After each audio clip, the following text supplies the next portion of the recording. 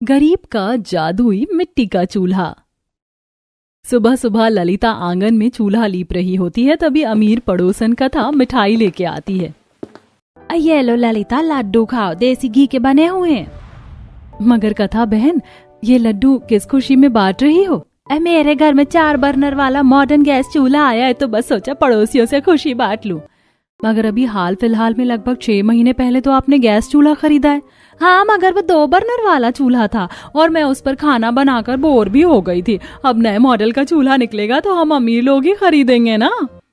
अच्छा, अब आई हैं तो चाय पी कर जाइएगा। इस पर कथा रघुवंशी नाक से कोड़कर बोलती है। नहीं, रहने दो ललिता, वैसे भी तुम्हारा ये मिट्टी का चूल्हा, तुम मिट्टी, तेल और गोबर के उपले से जलाती हो, मुझे स्मेल आती है। तुम भी छोटा मोटा गैस चूल्हा खरीद लो, फिर चाय पीने आऊंगी। अच्छा, चलती हूँ, बाकी लोगों को लड्डू बांटने हैं। अरे ललिता बहू, 2 घूंट चाय तो पिला दे, आज तो बड़ी देर लगा दी तूने। जी बाबूजी, बस चढ़ा रही हूँ चाय अभी। दुखी मन से ललिता चूल्हे पर चाय चढ़ा देती है। एक तो खुला आंगन, ऐसे में मिट्टी के चूल्हे पर खाना बनाना कठिनाई और चुनौती भरा मंजर होता है। ललिता का ससुराल बहुत गरीब तबके का था।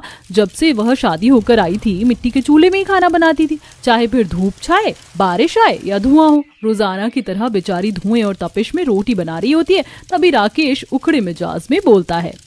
ललिता, अभी तक तुमने डिब्बे में रोटी भी नहीं डाली, आज तो आधा दिन लगा दिया तुमने। हद है यार, रहने दो, आज रोटी लेके नहीं जाऊंगा।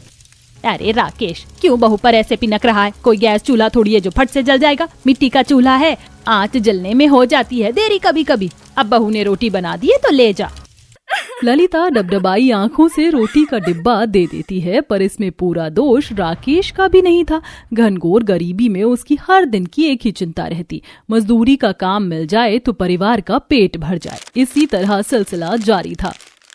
माँ जी, बाबूजी, आप दोनों को एक और रोटी दूं?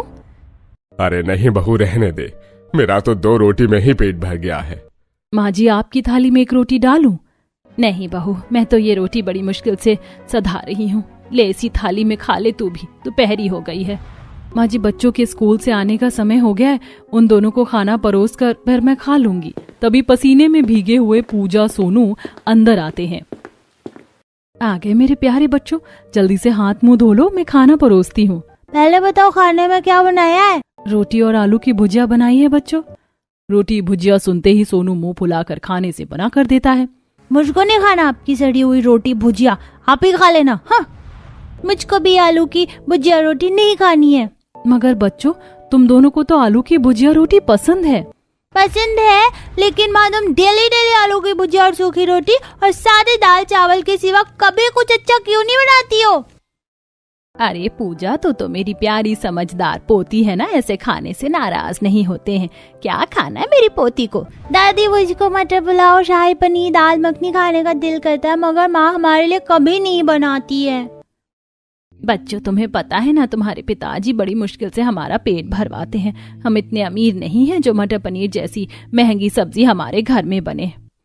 तो फिर हमारे लिए हलवा पूरी बनवा दो ना दादी। सोनू जैसे ही दबदबाई आंखों से हलवा पूरी खाने की इच्छा जताता है, गरीब रेवती, हरि प्रसाद और ललिता का दिल पिघल जाता है। बहू जा, थोड़ा 2-4 कचौड़ी और हलवा बनाकर दे दे, दोनों बच्चों का दिल रह जाएगा। जी माँ जी। ललिता कड़ी धूप में आंगन में आकर हलवा पूरी बनाने में जुट जाती है। हे भगवान, इस मिट्टी के चूल्हे पर पकवान बनाना राई के पहाड़ बनाने जितना कठिन है। शुक्र है भगवान का हलवा तो तैयार हो गया, जल्दी से पूरी छान लेती हूँ। ललिता पूरी तलने लगती, तभी एकदम से मिट्टी का चूल्हा टूट जाता है, तेल से भरी कढ़ाई पलट जाती है। तभी सास रेवती दौड़ कर आती है। अरे बहू, तू ठीक तो है? तेल का छींटा तो नहीं पड़ा? नहीं माँ जी, मैं ठीक हूँ, मगर चूल्हा टूट गया, अब खाना किस पर बनेगा? कोई बात नहीं बहू, नया चूल्हा बना लेंगे। बड़ी अनहोनी होने से टल गई, केवल चूल्हा टूटा है।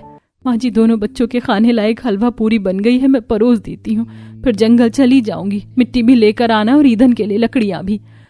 ललिता हलवा पूरी की थाली सजाकर जैसे ही जाने लगती है, उसकी नजर पड़ोसन के दरवाजे पर जाती है, जहाँ एक बड़ी गरीब कुबड़ी कोढ़ी बुढ़िया खाना मांग रही थी। बेटिया, भगवान के लिए 2 रोटी खिला दो, बहुत भूखी हूँ, भगवान तुमको बरकत दे। हे भगवान, ये बुढ़िया कितनी ढीठ है, मेरे घर में तुझको खिलाने के लिए कुछ नहीं है, चल भाग भाग यहाँ से। कथा उस बुढ़िया को दुत्कारते हुए धक्का मार देती है जिससे उसके कोड़ के फोड़े छिल जाते हैं। तभी ललिता आकर उठाती है। अम्मा, आप ठीक तो है ना? आपके घाव से तो खून बह रहा है, आप मेरे घर चलिए। अरे ओ ललिता, इस बुढ़िया के शरीर पर कोई आम घाव नहीं है बल्कि कोढ़ है। ये बीमारी फैलती है। अरे मत छू इसे वरना तू भी ग्रस्त हो जाएगी। ललिता कथा की एक बात नहीं सुनती और तरस खाकर उस बुढ़िया को अपने घर लाती है और उसके घावों पर मलहम लगाती है। वहीं दोनों बच्चे अपना खाना उसे परोस देते हैं। ये लो दादी अम्मा, आप ये हलवा पूरी खा लो। भूख से बेहाल बुढ़िया झट से पूरी हलवा खा लेती और दोनों बच्चे टुकुर टुकुर देख रहे थे। ललिता ने रोते हुए कहा, बच्चों, अब तो घर में खाने को कुछ भी नहीं और चूल्हा भी टूट गया। आज खाना नहीं बन पाएगा। कोई नहीं माँ, हम भूखे रह लेंगे। उनकी बात सुनकर बूढ़ी अम्मा अपनी पोटली में से मिट्टी निकाल कर देती है। सुनो बेटी, मेरे पास उस खाने का मोल चुकाने के लिए और कुछ नहीं, केवल ये मिट्टी है। तुम इससे चूल्हा बना लेना। ये चूल्हा फिर कभी नहीं टूटेगा। मैं चलती हूँ। बुढ़िया ललिता को मिट्टी देकर चली जाती है। ललिता उस मिट्टी से चूल्हा तैयार करती है। जैसे जैसे मिट्टी सूखती है चूल्हा खरे सोने की तरह चमचमाने लगता है। तभी रेवती टोकती है, ललिता बहू, ये चूल्हा कौन सी अनोखी मिट्टी से बनाया है? देख, कुंदन की तरह चमक रहा है। खैर, अब खाना चढ़ा दे, राकेश भी लौटने वाला होगा। जी माँ जी।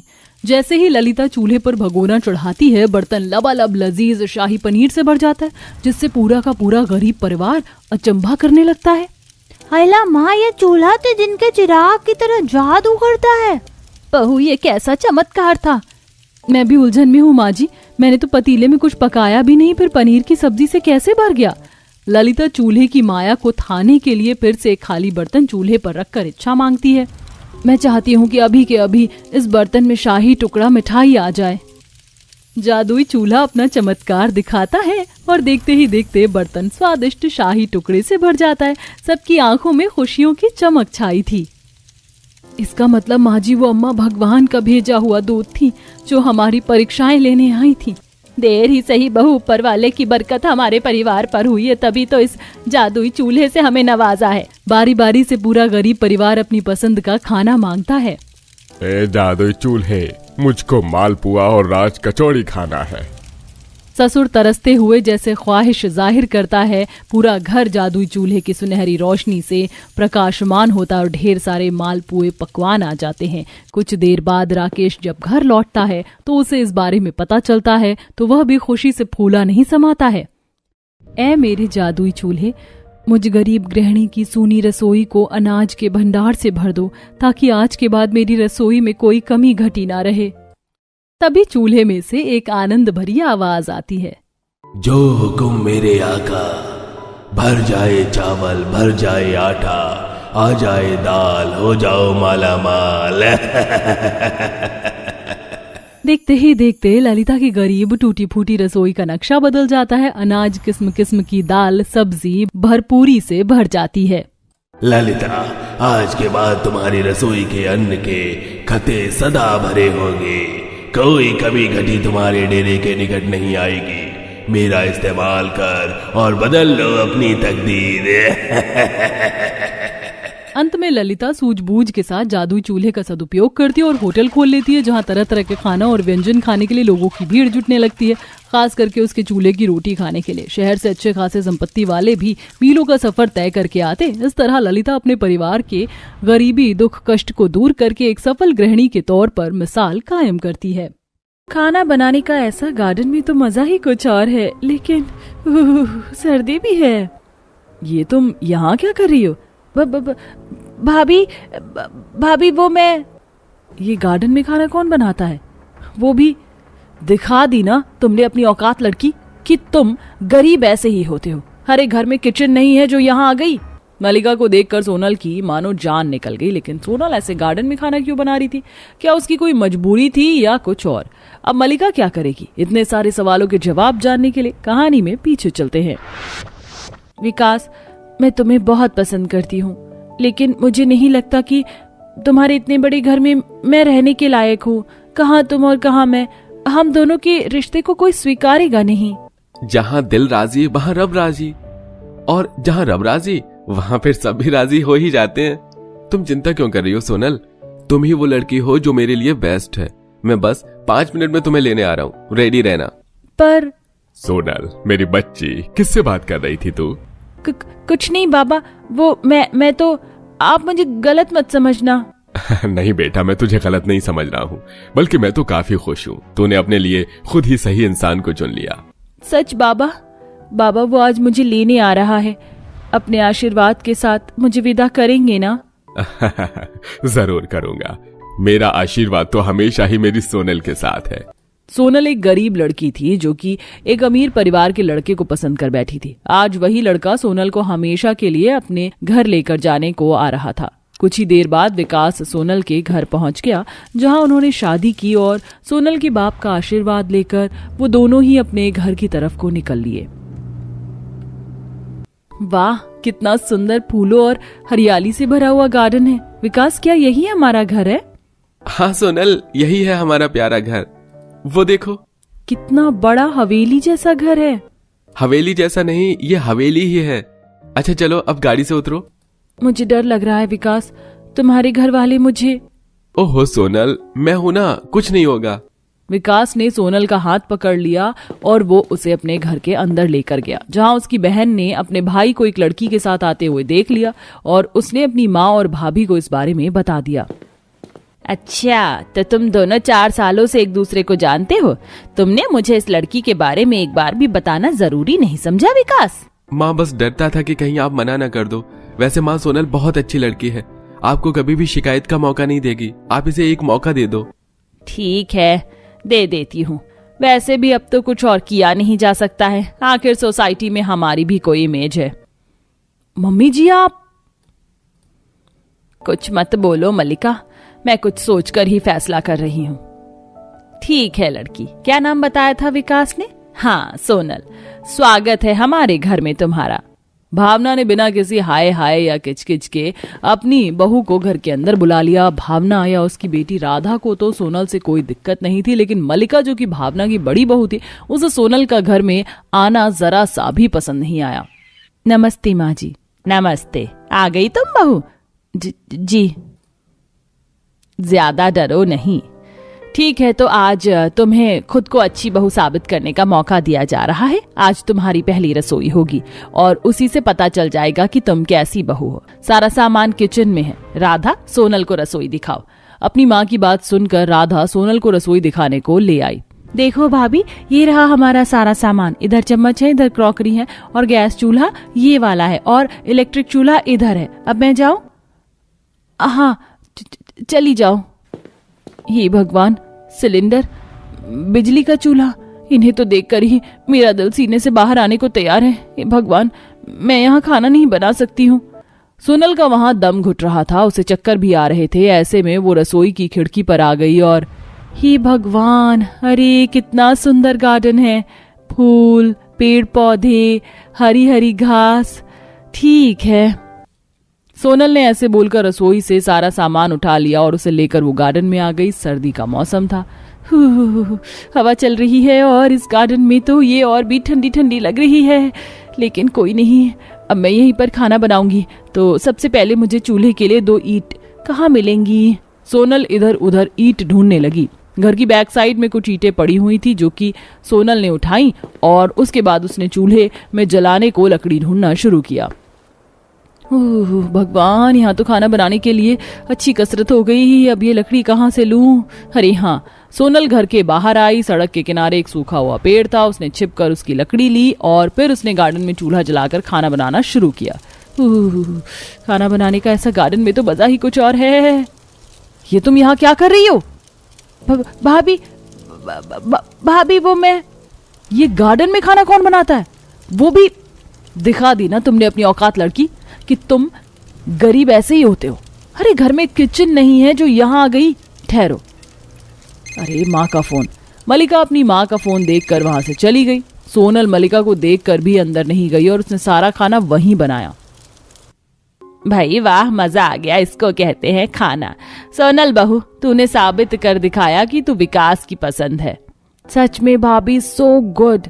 शुक्रिया। सोनल आज बहुत ज्यादा खुश थी क्योंकि उसे ससुराल में अपना लिया गया था। वहीं मलिका उससे मन ही मन जल रही थी। ऐसे ही अगली सुबह। A few deep breaths more. ये कैसी सी स्मेल है? You idiot!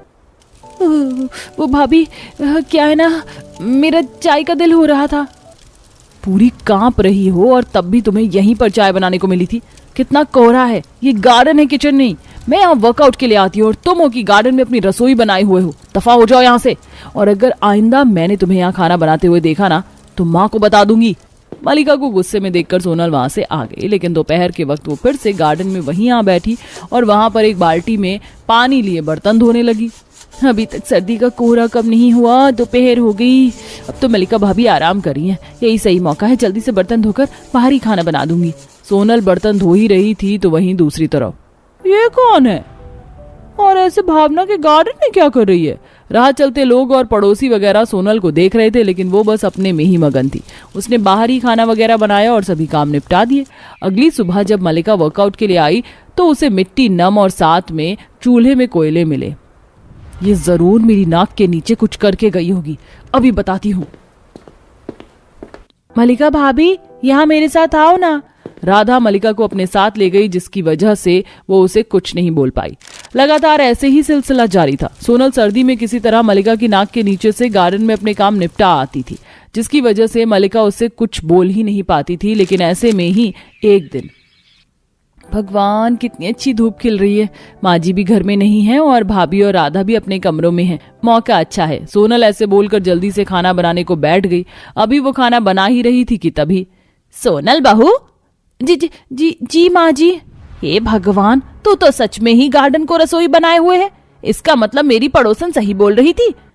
माँ जी वो, बस अंदर चल।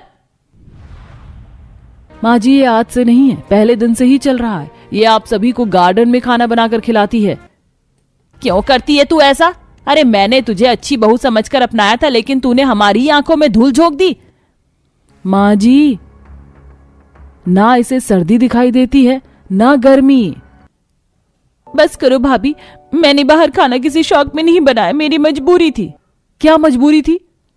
माँ जी, मैं रसोई में काम करने जाती थी, कोशिश करती थी कि यही खाना बना लूं, लेकिन माँ जी मुझे गैस, चूल्हे, बिजली की चीजें और सिलेंडर को देखकर डर लगता है।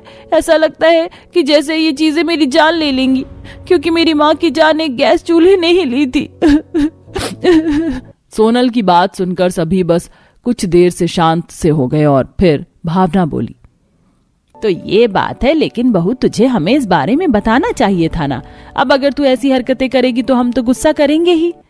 हो सके तो मुझे माफ कर देना सोनल, मैं बेवजह ही बहुत कुछ तुमसे बोल चुकी हूँ, जबकि मैंने कभी बाहर खाना बनाने का तुमसे रीजन नहीं पूछा।